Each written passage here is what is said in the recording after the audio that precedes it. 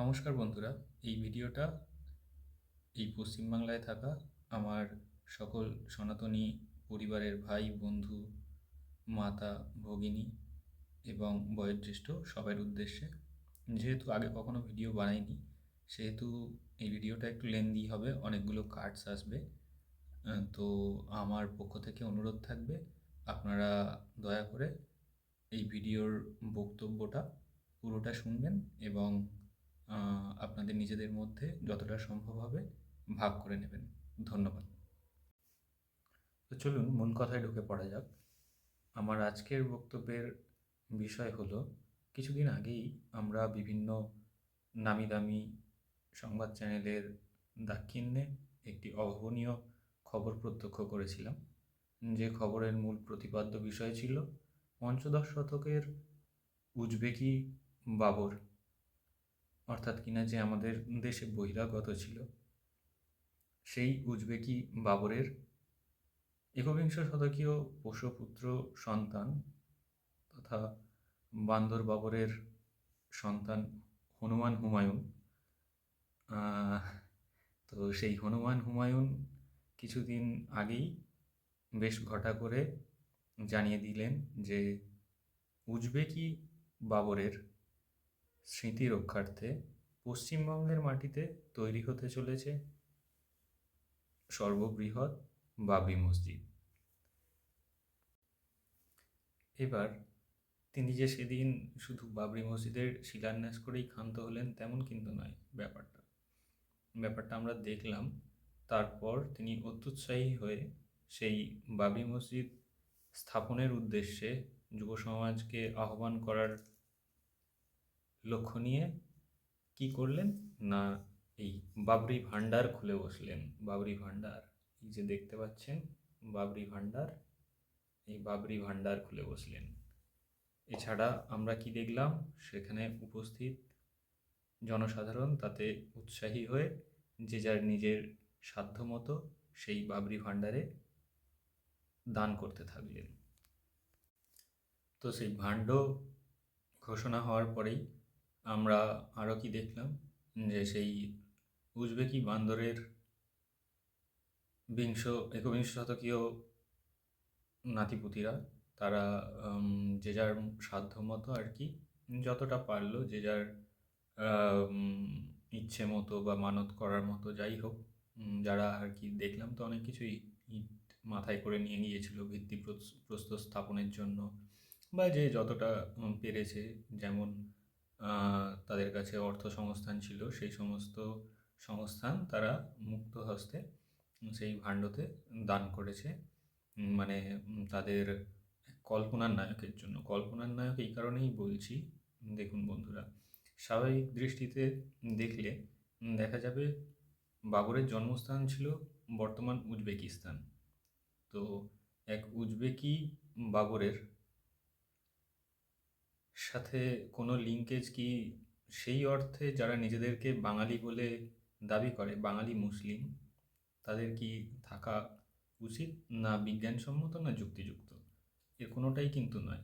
তো সুতরাং সেই কল্পনার নায়কের জন্য তারা মুক্ত হস্তে দান করে গেল, এটার দিকে নজর না রেখে যে সেই ভিত্তিপ্রস্তরের উপরে যে মসজিদের পরিকল্পনা তারা নিয়েছে, তারা সেটা সংবিধানগতভাবে কতটা যুক্তিযুক্ত ভারতের মাটিতে। এখন ওই প্রস্তাবিত মসজিদ ওই মাটিতে আদৌ নামানো যাবে কি না, সেই নিয়ে আমাদের বিধায়ক, অর্থাৎ তৃণমূল কংগ্রেসের, অর্থাৎ শাসক দলের যিনি বর্তমান বিতাড়িত, কোট আনকোট বিতাড়িত যে বিধায়ক, সেই হুমায়ুনের নির্বুদ্ধিতা নিয়ে আমরা আমাদের নিজেদের মতো করে স্বভাবসিদ্ধ ভঙ্গিতে অনেক চুলচেরা বিশ্লেষণ করে বিদ্বান এলিটদের মতো আর কি চায়ের দোকানে প্রচুর মশকরা করেছি।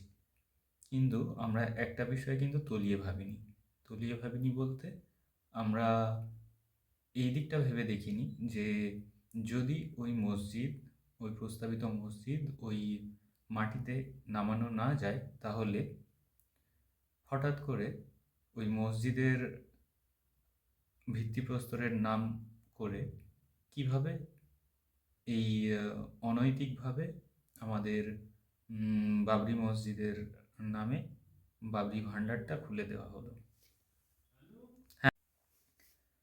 এখন নিজেদের মন মতো ঠিক করে নেওয়া ওই ঘোষিত স্থানে ভারতের কোনো নির্দিষ্ট আইন মেনে প্রস্তাবিত মসজিদটি ওই স্থানে আদৌ নামানো যাবে কি না, কেন কোন আইনে সেটা আটকাবে, সেসব বিদ্বানের মতো বিশ্লেষণ করে এই কলির হনুমান হুমায়ুনের যে নির্বুদ্ধিতা, সেই নির্বুদ্ধিতা নিয়ে কিন্তু আমরা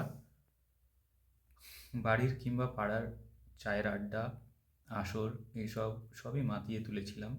কিন্তু একটা জিনিস আমরা একটা কথা কখনো অতটা তলিয়ে ভাবিনি, যে ওই ভাণ্ডটা তাহলে ভরানো হচ্ছেই বা কোন উদ্দেশ্যে।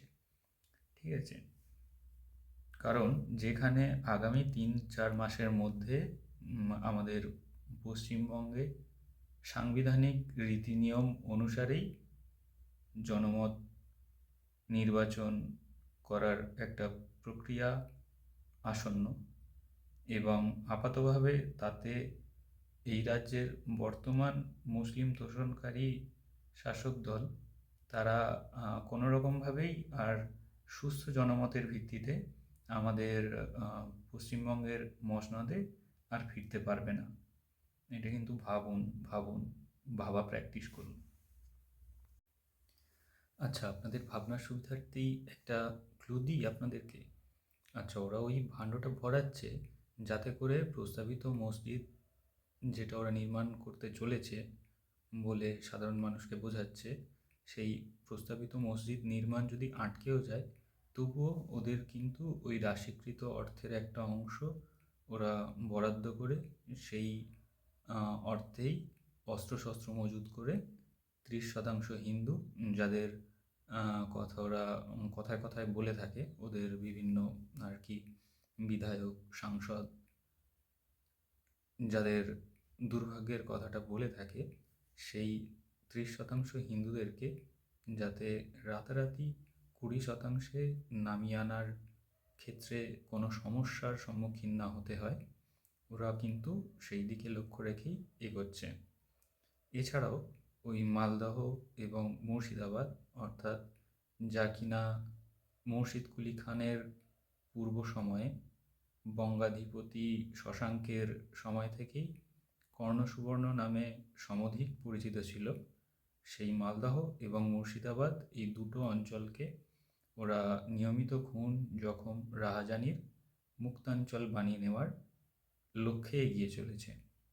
মোট কথা, ভারতের মধ্যে থেকেই ভারতের সংবিধানকে কাঁচকলা দেখিয়ে মিনি পূর্ব পাকিস্তান বানিয়ে সেটাকে ওদের আরাধ্য মৌলানা ভাসানীর গ্রেটার বাংলার অংশ করে নেওয়ার লক্ষ্যেই ওরা কিন্তু সমস্ত পরিকল্পনাটি সাজিয়েছে। এক্ষেত্রে আমি প্রথমেই আমাদের বঙ্গীয় সুশীল হিন্দু সমাজের একটি ভুল ধারণা আমি প্রথমেই ভেঙে দিতে চাই। সেটা হলো যে আমাদের তথাকথিত ভারতীয় সংবিধান, হ্যাঁ বন্ধুরা, এই তথাকথিত ভারতীয় সংবিধানের তোয়াক্কা এটা ওরা কখনোই করেনি। সেটা দ্বাদশ শতকের আফগানি অনুপ্রবেশকারী মোহাম্মদ ঘুরি হোক, কি পঞ্চদশ শতকের এই উজবেকি অনুপ্রবেশকারী বাবরি হোক, কিংবা আমাদের বঙ্গ বিভাজনকারী বিংশ শতকের সোহরাবর্দী, কুখ্যাত সোহরাবর্দী হোক, কিংবা এই আজকালকার হুমায়ুন, হামিদুলদের এবং তাদের অনুরাগীরা, এরা কখনোই আমাদের তথাকথিত সংবিধানের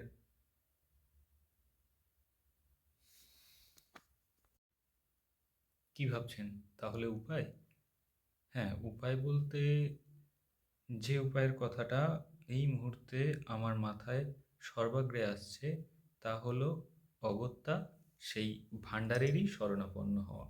এই যে দেখতে পাচ্ছেন সেই ভাণ্ডার, অর্থাৎ আগে যেটা দেখিয়েছিলাম যে বাবরি ভাণ্ডার, সেই বাবরি ভাণ্ডারের জবাবে আমরা এই মা বোনেদের লক্ষ্মীর ভাণ্ডারটিকেই সম্বল করতে পারি। অর্থাৎ পরিকল্পনাটা সবচেয়ে সরল এবং খুবই স্পষ্ট। অর্থাৎ কাঁটা দিয়ে কাঁটা তোলার পদ্ধতি। দেখুন, এটা নিয়ে তো কোনো দ্বিমত নেই যে ভারতীয় সামাজিক এবং পরিবারের ক্ষেত্রে মূল চালিকা শক্তি হলো ভারতের নারীরা। আর বর্তমান শাসক দল তাই প্রথমেই চালাকি করে এই নারীদের হাতেই একটি বেড়ি পরিয়ে দিয়েছে, কখনো 500 তো কখনো 1000-এর একটি জুজু দেখিয়ে। যোজনা অফিসে সম্প্রতি বিত্ত আধিকারিকদের যে তল্লাশি অভিযান চলেছে, তারপর এটা আশা করাই যায় যে ওই ধার্যকৃত অর্থের পরিমাণ দ্বিগুণ করে আমাদের বর্তমান শাসক দল তাদের তরফে শেষ ব্রহ্মাস্ত্র হিসেবে এটা নির্বাচনী ক্ষেত্রে প্রচারে কাজে লাগানো হবে। আর এখানেই সারা রাজ্যের মা বোনেদের কাছে আমাদের একান্ত অনুরোধ, বলতে পারেন জোড়হাত করে অনুরোধ থাকছে যে যারা যারা বর্তমানে এই সুবিধা পাচ্ছেন তারা কেবল তাদের নিজেদেরটাই না বুঝে নিজের গোত্র পরিচয়ের মূল যে উৎস, অর্থাৎ মুনি ঋষির ঐতিহ্যশালী নামের প্রতি সুবিচার করবেন এবং ন্যূনতম দায়বদ্ধতা দেখাবেন। বৎসরান্তে আপনাদের এই যে এই লক্ষ্মীর ভাঁড়, এই ভাঁড়ে রাশিকৃত অর্থের পরিমাণ বর্তমান হিসেব অনুযায়ী 12,000 হোক কি বর্ধিত হিসেব অনুযায়ী 24,000 হোক, তার মধ্যে থেকে দৈনিক 1 টাকা হিসেবে 365 টাকা অন্তত এই যে সনাতনী সৌহার্দ্য, অর্থাৎ লক্ষ্মীর ভাণ্ডারের অপোজিটে বানিয়ে নিয়েছি একটা সনাতনী সৌহার্দ্য, এই সনাতনী সৌহার্দ্যে ফেলুন। বাকি আপনাদের নিত্যদিনের প্রসাধনী কিংবা অন্যান্য খাতে সংসার খরচের জন্য টুকটাক প্রয়োজনীয় জিনিস কিনবার ক্ষেত্রে বার্গেনিংয়ের ক্ষমতা কিন্তু এশিয়া থেকে আমেরিকা যে যে প্রদেশে আমাদের বঙ্গনারীরা থাকেন সেই সেই দেশের রাষ্ট্রপ্রধানরা আপনাদের এই ঐশ্বরিক ক্ষমতা সম্পর্কেও অবগত।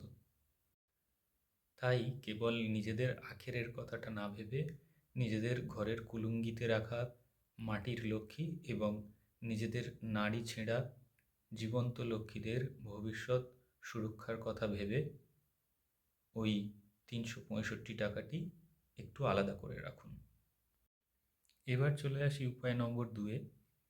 এই 2 নম্বর উপায়তে আমি দেখতে পাচ্ছি যে সমস্ত সনাতনী ভাই দাদা দিদিরা মাসিক 10,000 টাকা আয়ে সংসার চালান, তাদের ক্ষেত্রে আমার অনুরোধ থাকবে বার্ষিক উপার্জনের যে 1.20 লক্ষ টাকা, অর্থাৎ 1,20,000 টাকা আমি যদি সোজা হিসেবে ধরি, তাহলে সেক্ষেত্রে 1,20,000 টাকা দাঁড়াচ্ছে প্রত্যেক মাসে 10,000 টাকা ন্যূনতম আয়ের ক্ষেত্রে। তো সেই আয় থেকে আপনারা দৈনিক 1 টাকা আবার ওই রকম হিসেবের ভিত্তিতে বার্ষিক 365 টাকাটি আলাদা করে সনাতনী সৌহার্দ্যে ফেলবেন। আর যে সমস্ত সনাতনী ভাই দাদা দিদি কিংবা বোনের মাসিক উপার্জন 10,000-এর উপরের অঙ্কে, তাদের ক্ষেত্রে আমি তাদেরকে অনুরোধ জানাবো যে দৈনিক 2 টাকা করে আপনারা আপনাদের মাসিক আয় থেকে বার্ষিক 730 টাকার অঙ্কটি সুরক্ষা কবচ হিসেবে সনাতনী সৌহার্দ্যে ভরবেন। একমাত্র এভাবেই দেখতে গেলে আপনারা বর্তমান শাসক দলের পাতা ফাঁদ থেকে, অর্থাৎ সরকারি কর্মচারী কিংবা শ্রমিক কৃষক এবং ব্যবসায়ী ইউনিয়নের পাতা ফাঁদ থেকে বেরোতে পারবেন। এভাবে নিজেদের মূল পরিচিতি, অর্থাৎ গর্বের সেই সনাতনিত্বের শিকড়ে ফিরুন এবং বার্ষিক একবারের যোজনায় উপার্জন ক্ষমতা অনুযায়ী বার্ষিক ৩৬৫ কিংবা ৭৩০ টাকার রক্ষা কবচ নিজের হাতে নিজের পরিবারের জন্য সুরক্ষিত করুন। আপনার যে কোনো সামাজিক এবং ধর্মাচরণগত নিরাপত্তায় প্রতিবন্ধকতার জবাব এই সনাতনী সৌহার্দ্যই দিয়ে দেবে। হ্যাঁ, আমাদের বাপ ঠাকুরদার মাটি আমাদের বাপ ঠাকুরদার ছেলে মেয়ে এবং নাতি নাতনির নামেই সুরক্ষিত থাকবে এবং সেটা দাপের সঙ্গেই থাকবে। জয় বঙ্গ, জয় শশাঙ্ক, জয় ভগবান শ্রী পরশুরামের জয়, জয় ভগবান শ্রী রামচন্দ্রের জয়, জয় ভগবান শ্রীকৃষ্ণচন্দ্রের জয়। সুদর্শন পরশুরাম কোদণ্ড গান্ডীব ঝলসে উঠুক একসাথে, গর্জে উঠুক একসাথে। ২১ বারের অলীক চাহিদা নয়, বাস্তবে হাতে হাত রেখে একবারের জন্য ম্লেচ্ছমুক্ত করা হোক পুণ্য আমাদের এই বঙ্গভূমি। বন্দে মাতরম, ভারত মাতার জয় হোক, অখণ্ড সনাতনী সংহতি অভেদ্য হোক। সনাতনী হলে প্রতিটি সনাতনী ঘরে এই ভিডিওটি শেয়ার চাই। বাংলা আজ যা ভাবে, ভারত কালকে তা। ধন্যবাদ, নমস্কার।